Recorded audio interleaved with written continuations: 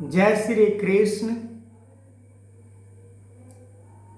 आज संसार में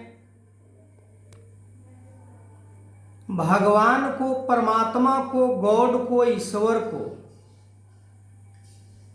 प्राप्त करने के लिए इंसान तो कोशिश करता है कि ये साधन को करने से परमात्मा की प्राप्ति हमारी हो जाएगी, पर हो नहीं पाता है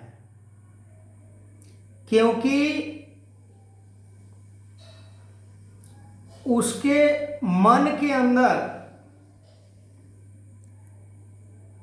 परहित का भावना नहीं है, निस्वार्थ नहीं है। धर्म शास्त्रों में परमात्मा को प्राप्त करने का पहचान जो बताया गया है कि निस्वार्थ होकर ही परमात्मा को प्राप्त किया जा सकता है। आज संसार में देखा जाता है कि जो संसार के वस्तु हमारे बंधन के कारण है, पर उसी से वो गहरा संबंध जोड़ता है ताकि ये हमें काम आए, पर वो काम में आता नहीं है। वो उसे इतना नीचे कर देता है, सबसे पहले तो कि इंसानियत से गिर जाता है, मानवता से गिर जाता है। सामाजिक तौर पर यदि देखा जाए तो वो सामाजिक प्राणी नहीं रह जाता है, पर समय समय पर इस संसार में सतगुरु का भी आना होता है, क्योंकि ये सृष्टि निराकार और साकार दोनों साथ साथ होते हैं। एक पल के लिए भी समय के सतगुरु इस धरती से कहीं जाता नहीं है।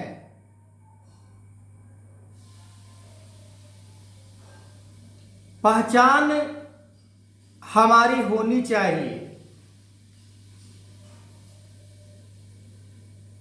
समय के सतगुरु माता सुदीक्षा जी आज है। सतगुरु माता सुदीक्षा सवेंद्र हरदेव सिंह जी महाराज आज पूरे दुनिया को, किसी विशेष राज्य या देश या प्रांत को नहीं, पूरे दुनिया को ये आवाज दे रहे हैं कि आओ परमात्मा को प्राप्त कर लो, क्योंकि तुम्हारा जीवन इसी परमात्मा को प्राप्त करने के लिए मिला है। यानी यदि हम कहें कि हम इन सारी बातों को भूल गए थे और जब समय के सतगुरु जीवन में आता है तो याद दिलवाता है, हर समय याद दिलवाने का काम करता है कि इंसान सुन ले, निंद्रा से जाग जा। जैसे बाबा हरदेव सिंह जी महाराज अक्सर इस दोहे को बार बार कहा करते थे कि माया निंद्रा सोया मानव हीरा जन्म गंवाता है, कि माया रूपी निंद्रा में, ये संसार में सो मत। संसार को ही अपना समझ के, संसार को प्राप्ति में यदि हम लग जाते हैं तो फिर परमात्मा की प्राप्ति नहीं हो सकती है। परमात्मा प्राप्त मनुष्य तब कर लेता है, सीधी सी बात है कि अपने गुरु के दर पर समर्पण हो जाता है। कुछ नहीं, फिर वही जो बात कही जाती है कि मेरा मुझ में कुछ नहीं, जो कुछ है सो तेरा, तेरा तुझको सौंपता क्या लागत है मेरा। सतगुरु ने हमें या पूरे दुनिया को एक ही संदेश, एक ही बात, एक ही विचार, एक ही ज्ञान, जो पूरे इंसान इस ज्ञान से बच सकता है। जैसे कहीं पर आग लगी हो, वहां पर पानी नहीं देकर यदि हम किसी ईंधन का प्रयोग करते हैं तो वो और आग बड़ा हो जाता है। ठीक उसी प्रकार ये संसार में हम कर्म कैसा करते हैं, हम कर्म कैसा नहीं करते हैं, ये परमात्मा डिसाइड करता है हर किसी को। जिसका कर्म योग बन जाता है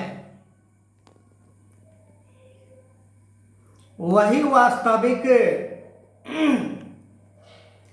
ब्रह्मवेता कहलाता है। ब्रह्म ज्ञान लेकर भी हमारे मन से